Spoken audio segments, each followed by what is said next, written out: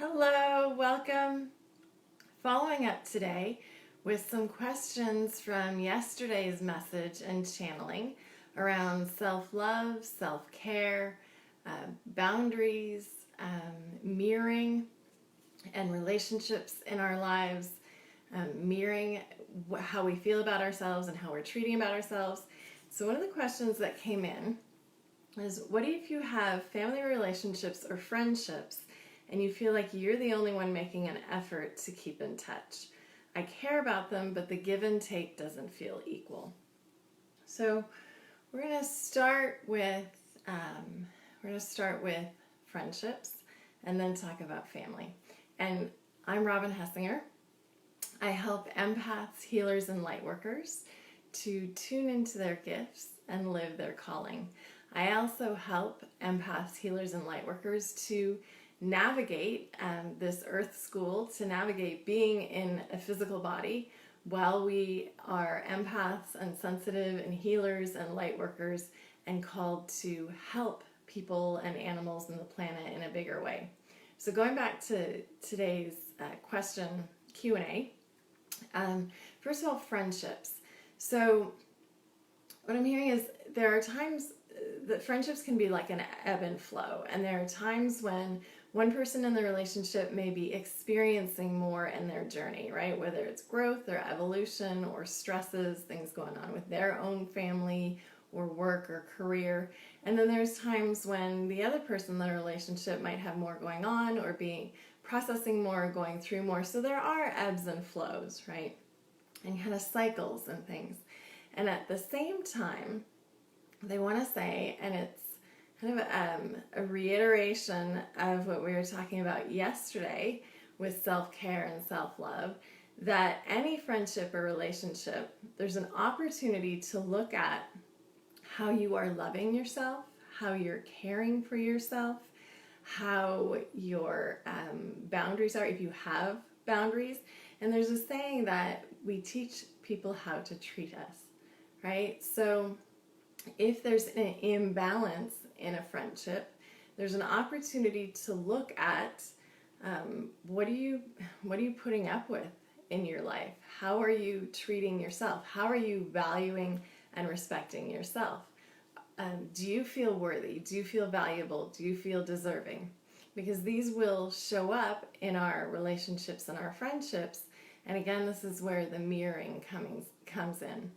So they're saying if there's a relationship or a friendship, right, and the question here was, if I'm always the one giving, if it feels like I'm always the one giving, but I do care about the person and I want to keep in touch.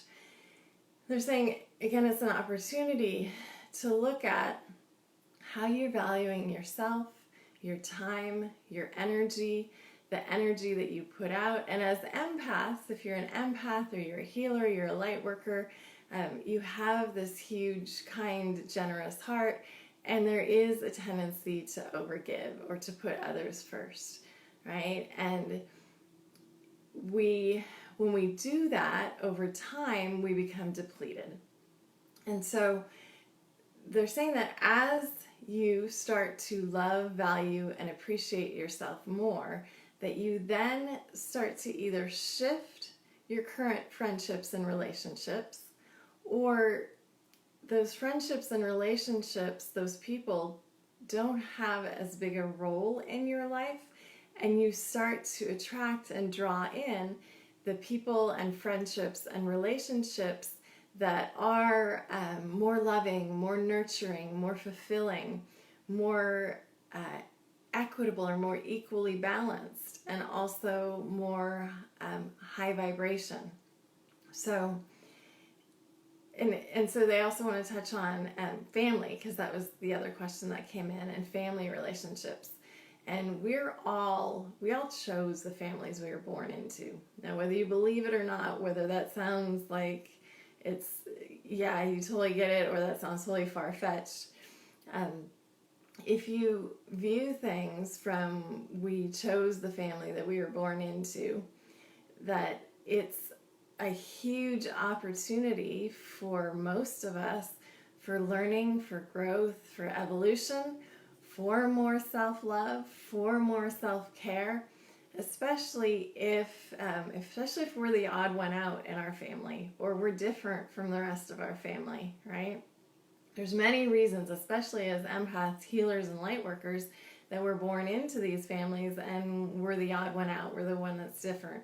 But if you have a family relationship where you feel you're the one who is always giving, again, the angels go back to how are you loving, valuing, and appreciating yourself?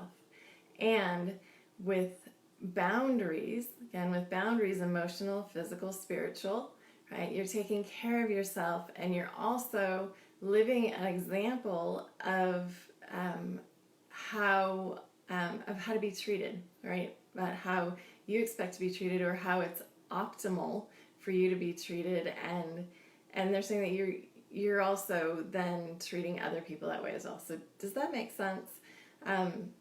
What they're saying is, again, the more that you are taking care of yourself, loving yourself, seeing yourself as this incredible, divine, totally unconditionally loved being, and you start being and living from that place, then your relationships do shift and they do change.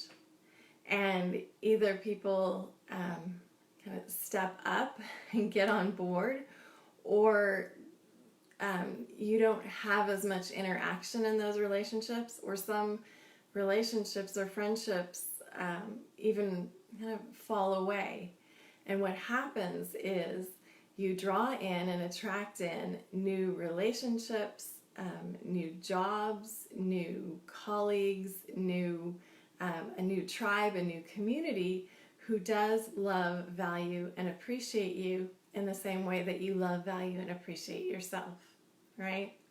And again, they're saying they know this can be even more challenging when it comes to family and family relationships, or a family relationship where, again, you feel like you're making the effort, or you're reaching out and trying to spend time with somebody, or trying to talk to somebody, and they're not responding as much as you would like. Again, it's looking at the relationship you have with yourself, how you're treating yourself, and again, recognizing that if you view it as choosing this family, what are the lessons and the opportunities for growth as you navigate your journey, as you navigate relationships, right? And if you aren't feeling that connection, or that response, or that reimbursement's not the right word, if you're not feeling that output, that outgiving of love and care returned to you, there's an opportunity to attract others that are in your soul family, that are in your soul tribe.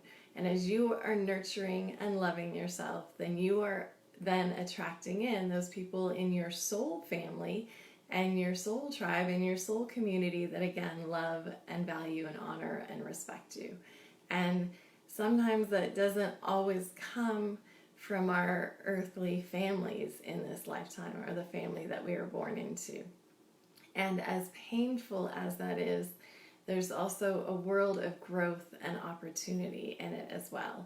And from the angelic viewpoint, or the angelic realm, they just want you to know that you are never alone, no matter how alone you feel, or how misunderstood you feel, or weird or unusual, that you are never alone, that you are absolutely, totally loved at all times, and loved unconditionally.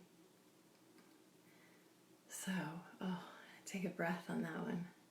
You are absolutely, totally, fully loved unconditionally, now and always. So hopefully that was helpful for you today. If this is something that you're feeling challenged by or struggling with, and if you have more questions about this topic, please feel free to comment below. Or if there's something in today's message, today's video, today's challenging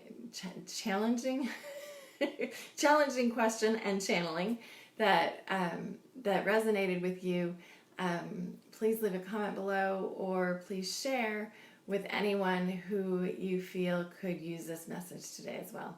So again, I'm Robin Hessinger. It's an absolute joy and delight to connect with you in this way, and I look forward to connecting with you again very soon. Lots of love from me to you and from your entire angelic team, and wishing you a beautiful rest of your day or evening wherever you are in the world.